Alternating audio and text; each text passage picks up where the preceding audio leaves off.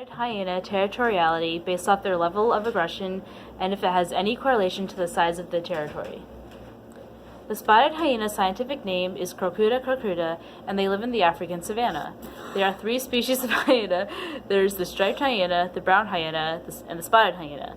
The spotted hyena is the focus of our study. While they have some canine features and appear to be in the canine family, they are actually not part of the same genus. They live in groups called clans that can vastly vary in size. Some of the bigger clans can reach up to around 100 members, while some of the smaller clans can just be a few members. It is commonly known that they are one of the few species of animals that have a social structure of a matriarchy. We have chosen this study because we did not find any other study that was related to this. The closest study that is related to this was done by Martina Trinkle, studying how lions and hyenas fight over a kill. Her study measured how often hyenas won the fight between the 2 species. Media is another big influencer on why me and Kelsey decided to do this project. Both of us are huge fans of The Lion King, and some of the most iconic characters from the film are the 3 hyenas. These hyenas are portrayed as savage and crazy, that they even attempt to hunt and kill Simba and end up eating Scar after he dies, even though he was their leader. Another example of media view on hyenas is the phrase laughing like a hyena. This typically means somebody is laughing like a crazy or unstable person, telling us that hyenas are shown as crazy or unstable. This is not necessarily true, but not necessarily false, which we'll discuss later in this presentation. We expect to find that the larger the territory size a clan owns, the more aggressive they are. We expect to find the larger number of aggressive encounters from the clans that have territories that are around 1,000 kilometers in size. The territories that are around 40 kilometers in size, 400 kilometers in size, are expected to be aggressive towards unfamiliar individuals less often. Our study is focusing on territory size of multiple clans of hyenas and the number of uncontrolled aggressive encounters, whether they are offensive or defensive. It is best to gather data in the field since we are studying their interaction with other species and not among themselves. Our study site is Kruger National Park, which will let us study wild hyenas and show how territorial they are based off of the number of aggressive encounters they face and how it correlates to the size of the territory. We are going to habituate the hyenas to our presence and the presence of our vehicles. Kruger National Park is in South Africa and has about 20,000 square kilometers, about 12,427 square miles of area. We will follow 5 different clans for each size of territory, small and large, recording the frequency of aggressive encounters the clan has with unfamiliar individual or groups regardless of species. The territory sizes will range from 400 kilometers squared to around 3,000 kilometers squared. The aggressive encounters will be counted when the intention of the aggression is to protect the clan or their territory.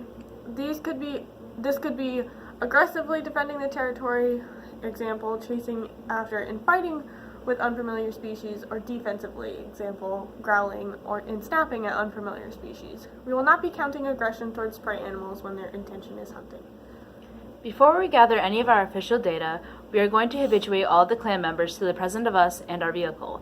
We want to ensure that behaviors that we are recording are the most natural possible. To keep track of all the clans, we will put a radio telemetry collar on one member of each clan. We only need one collar on one hyena because they travel as a clan together. We will put the collar on the alpha female, as the rest of the clan will follow her lead. Where the alpha is, it is likely that we will find the rest of the clan as well, especially since we are looking to record aggressive behaviors. The matriarch is the one that often decides whether or not to engage with an unfamiliar individual and how. Over the course of a few days, we will use a 24-hour time period, so we will record for a few hours at a time. The next day, we will spend the following few hours observing the clan. We are using behavior sampling because we are only looking for aggressive behaviors that are detailed in our ethogram. We split our ethogram into 2 parts. We grouped offensive behaviors and defensive behaviors separately. We categorized vocalizations, fleeing, threatening them with their teeth as defensive behaviors. The vocalizations are used as communication throughout the clan. They use their stereotypical stereotypic laughing and giggling during a fight while they are feeling threatened. They also use the loud, high-pitched whooping sound. Fleeing is also a defensive behavior that they use when feeling threatened. There's also the offensive behaviors. We counted a behavior offensive when they chased the opposer, bit the opposer, or lunged at them.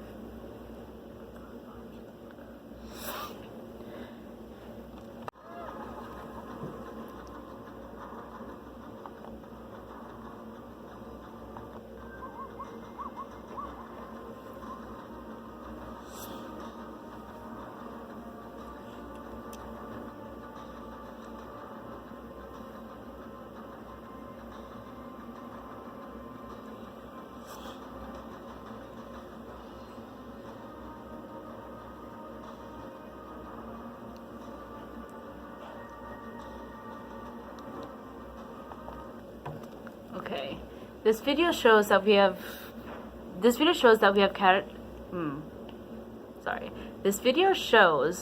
the categorized defensive behaviors really well. In this video, as soon as the hyena sees the lion coming towards him, he does the hyena laugh to communicate that he is stressed and in danger. He immediately starts running, which is his main strategy of defense against these lions. At one point in the video, a lioness swipes at him and catches his leg. However, the hyena turns and threatens to bite her, and he gets away from her to continue running. If we were to count the number of defensive behaviors in this section of the video, we would say 4. The vocalizations, the first attempt at running away, threatening, and the second attempt at running away.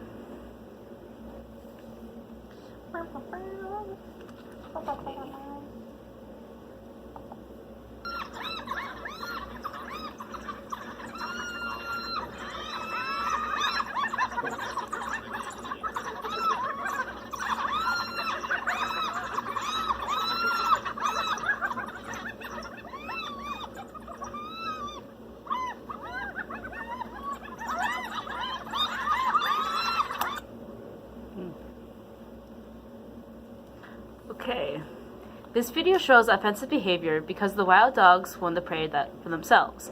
The hyenas come and stole the prey, even though the wild dogs are not posing a threat. As the video states, the wild dogs and hyenas can live together peacefully, as long as there are enough resources. These two species are living together in the same space, but instead of defending the ideal prey area to drive the wild dogs to another hunting area, the hyenas rush the dogs and steal the prey they caught. This is a blatant attempt to drive the wild dogs out of their territory in order to maintain prey for other clan members. The wild dogs are just trying to survive and hunt as they normally would in their territory, but the hyenas went out of their way to attack the wild dogs and steal their prey.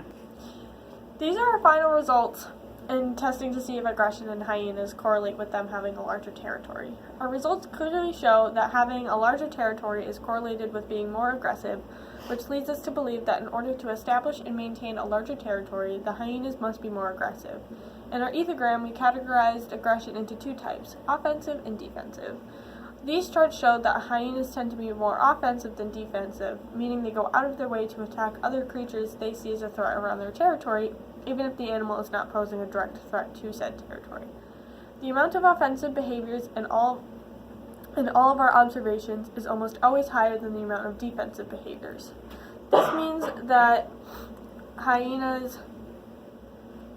the attacking animals the hyenas see as a threat is typically their main mode of territory protection. These results are also replicable because we redid the observations 5 times for each territory size. I'm literally To make sure they were accurate. To make sure they were accurate. Making sure these results were replicable is very important because territoriality is present in all species, so we wanted to make sure we did not randomly come across a very aggressive clan or a very docile clan and have our data be thrown off. Given the data we collected, it is safe to say that our hypothesis is supported by the data we collected, seeing as it clearly shows that larger territories have more acts of aggressive behaviors when compared to smaller territories. We chose to use bar graphs to portray our data. The green bars are offensive behaviors and the blue bars are defensive behaviors. Oh? Wrong slide. There we go. Oh, I guess I need to change that. On the x-axis, we have the size of the territories because that was the independent variable, and the y-axis is the amount of aggressive behaviors because that is the dependent variable. This is just a collection of our data in a more analytical and visual form. As I mentioned previously, this shows that our data supports our hypothesis that the larger the territory, the more aggressive encounters happen. With this information, we can get a greater look into the behaviors and aggressive mannerisms of hyenas in order to learn how to properly keep them in study areas like labs. Hyenas are not the most researched animal physiologically, and my guess is that they're extremely hard to get a handle on and extremely hard to keep cooperative in an experimental research location. Our results are important because the fact that we know a partial trigger to the extreme aggression and territoriality for hyenas. We can use it to identify other triggers to grow our understanding of the creature and shape conservation and rehabilitation efforts in the newly learned behaviors to make them more fitting. Experiments finding out other triggers for aggression in hyenas can use this information to identify certain behaviors and cancel identified triggers as new ones arise. Researchers can also use this information to observe hazing behaviors in clan members and also hyena interactions with African wild dogs and other specific species. This information can open up a lot of doors in the animal psychology world, and having a catalog of hyena anatomy and physiological properties can have a lot of impact on the veterinary science of other animals similar in structure. This can also open up opportunities to study territoriality in other species as well. Researching one species can influence the studies of all animals, even ones that may not be directly related. And this is our literature cited. No, it's No, it's not. And this is our There we go. literature cited.